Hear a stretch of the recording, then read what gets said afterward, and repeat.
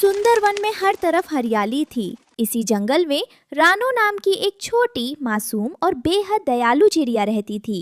रानो का दिल सोने का था। वो खुद भूखी रह सकती थी, लेकिन किसी दूसरे पक्षी को मुसीबत में नहीं देख सकती थी। रोज की तरह रानो सुबह सुबह उठकर अपने घोंसले से बाहर निकली। सामने ही टुनटुनी चिड़िया परेशान बैठी थी। अरे टुनटुनी बहन, सुबह सुबह इतनी उदास क्यों बैठी हो? क्या बात है? क्या बताओ रानो, मेरे छोटे छोटे बच्चे भूखे हैं। कल रात से तेज हवा चल रही थी, मुझे दाना ढूंढने का मौका ही नहीं मिला। बस इतनी सी बात? तुम यहीं रुको, मैं अभी आई। रानो उड़कर गई और थोड़ी ही देर में अपने पंखों में दबाकर ढेर सारे गेहूं के दाने ले आई। लो बहन, पहले बच्चों को खिलाओ। जब तक रानो जिंदा है, सुंदरवन में कोई बच्चा भूखा नहीं सोएगा।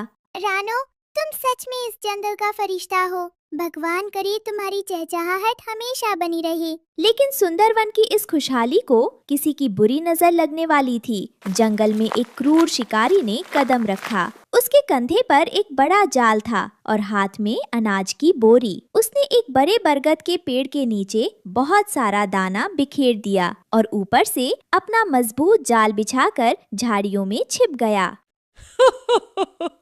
वाह, कितना हरा भरा जंगल है।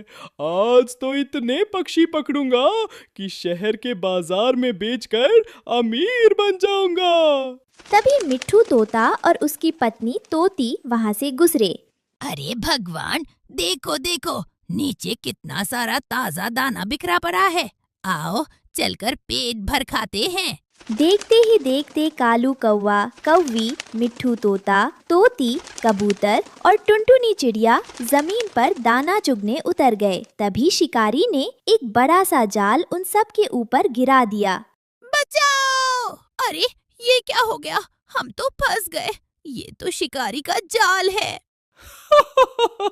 मूर्ख पक्षियों, दाने के लालच में आ गए ना? अब चिल्लाने से कुछ नहीं होगा। तुम सब अब मेरे पिंजरे में जाओगे। तुम पक्षियों ने इन पेड़ों पर बड़े आलीशान घर बना रखे हैं ना? रुको, पहले तुम्हारे इन घरों को ही तबाह करता हूँ, ताकि दोबारा यहाँ कोई आ ना सके। उसने एक एक करके सभी पक्षियों का घोंसला तोड़ दिया।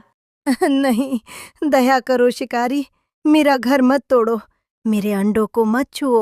सारे पक्षी जाल के अंदर बेबस होकर रो रहे थे। तभी रानो चिड़िया उधर से गुजरी। जब उसने जमीन पर बिखरे हुए घोंसले और जाल में फंसे अपने दोस्तों को देखा तो उसके पैर तले जमीन खिसक गई। हे भगवान, ये क्या अनर्थ हो गया? सब के सब जाल में फंसे हैं और इनके घर तो मिट चुके हैं। वो एक पेड़ की ऊंची डाल पर छिप गई। उसने देखा कि शिकारी बहुत थक गया था। अरे, अभी दोपहर की धूप तेज है, थोड़ी देर सो लेता हूँ। शाम को इन सब को लेकर शहर निकलूंगा। जैसे ही शिकारी की खर्राटे गूंजने लगे, रानो पेड़ से नीचे उतरी। रो मत भाइयों, चुप रहो, वरना शिकारी जाग जाएगा। मैं तुम्हें यहाँ से जरूर निकालूंगी। रानो बहन, तुम यहाँ से भाग जाओ। ये शिकारी बहुत दुष्ट है, तुम्हें भी पकड़ लेगा। मैं अपने परिवार को मुसीबत में छोड़कर भाग जाऊं? ऐसा कभी नहीं होगा। तुम सब बस भगवान पर भरोसा रखो। मैं अभी आती हूँ। रानो तेजी से उड़कर अपने सबसे पक्के दोस्त चीकू चूहे के पास पहुंची, जो जमीन के अंदर एक बिल में रहता था। चीकू भैया, जल्दी बाहर आओ, बहुत अनर्थ हो गया है। क्या हुआ रानो बहन, तुम इतनी हाफ क्यों रही हो? चीकू भैया, शिकारी ने हमारे जंगल के सभी पक्षियों को जाल में पकड़ लिया है। उनके घर भी तोड़ दिए हैं। अगर तुमने अभी मदद नहीं की तो वो उन्हें शहर ले जाकर बेच देगा। प्लीज मेरे साथ चलो। उस शिकारी की इतनी हिम्मत! चलो रानो बहन, मेरी पैनी कुल्हाड़ी जैसे दांत किस दिन काम आएंगे। अभी चलकर उस जाल की धज्जियां उड़ाता हूँ। रानो और चीकू चुपके से सोते हुए शिकारी के पास पहुँचे। चीकू भैया, वो देखो, जाल की मुख्य रस्सी, उसे काट दो। तुम फिक्र मत करो रानो बहन, बस 2 मिनट रुको। चीकू चूहे ने फुर्ती से जाल पर चढ़कर अपने नुकीले दांतों से रस्सी को कुतरना शुरू कर दिया। लो रानो बहन, जाल कट गया, सब आजाद हो। पक्षियों भाइयों, कोई शोर नहीं करेगा। धीरे से जाल से बाहर निकलो और बिना आवाज किए आसमान की तरफ उड़ जाओ। चलो जल्दी करो। एक एक करके सभी पक्षी जाल से बाहर निकले और एक साथ आसमान में उड़ गए।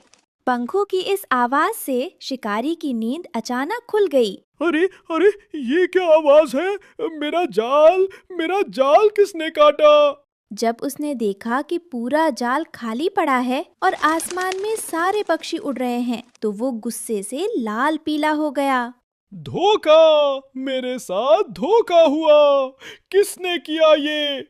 मिल जाए तो उसकी गर्दन मरोड़ दूं।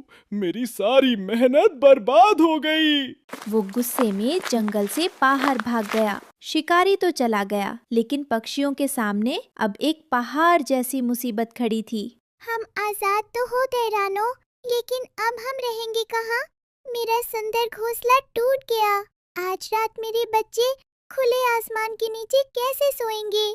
सब चुप हो जाओ। रोने से टूटे हुए घर वापस नहीं आएंगे। संकट बड़ा है तो हमारी एकता भी बड़ी होनी चाहिए। हम अलग अलग घोंसला नहीं बनाएंगे। हम सब मिलकर एक ऐसा घर बनाएंगे जो इस जंगल में किसी ने नहीं देखा होगा। हम सब मिलकर एक 3 मंजिला घास का घर बनाएंगे।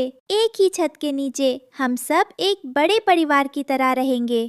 क्या 3 मंजिला घास का घर? रानो, तेरा दिमाग तो ठीक है। हम छोटे पक्षी इतना बड़ा घर कैसे बना सकते हैं? कालू भैया, अगर एक एक दिन का मिलाया जाए तो पहाड़ बन सकता है। अगर हम सब अपनी ताकत जोड़ दें तो कुछ भी असंभव नहीं है।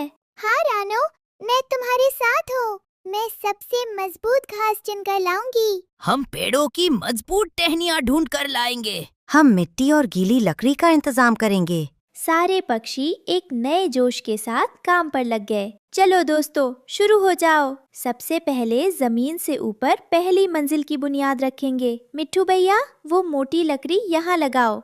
लो रानो बहन, ये एकदम पक्की लकड़ी है। इस पर चाहे जितनी हवा चले, ये नहीं हिलेगी। कालू कौवा और गोरी कौवी अपनी चोंच में गीली मिट्टी ला कर टहनियों को आपस में जोड़ने लगे। बहुत अच्छे कालू भैया। टुनटुनी बहन, अब तुम और कबूतर भैया मिलकर दूसरी मंजिल की दीवारें बुनना शुरू करो। दोपहर से शाम होने को आई। उनका घास का घर बनकर तैयार हो गया। पहली मंजिल पर तोता तोती और कबूतरों का बसेरा था। दूसरी मंजिल पर कालू कौवा और कौवी का घर था और सबसे ऊपरी तीसरी मंजिल पर नन्ही रानो और टुनटुनी चिड़िया का आशियाना था। विश्वास नहीं होता, ये कितना सुंदर है। रानो, अगर आज तुम ना होती तो हम सब आज किसी पिंजरे में बंद होते या बेघर होकर रो रहे होते। हाँ रानो, मुझे माफ कर देना। मैंने सुबह तुम्हारी बात पर शक किया था, लेकिन आज तुमने साबित कर दिया कि एकता में ही असली जादुई ताकत होती है। भैया, माफी मत मांगो। ये घर सिर्फ घास का नहीं है। ये हमारे प्यार, हमारी एकता और हमारे भरोसे का घर है। जब तक हम साथ हैं, कोई शिकारी हमारा कुछ नहीं बिगाड़ सकता। रात के अंधेरे में वो 3 मंजिला घास का घर जुगनुओं की रोशनी से जगमगा रहा था।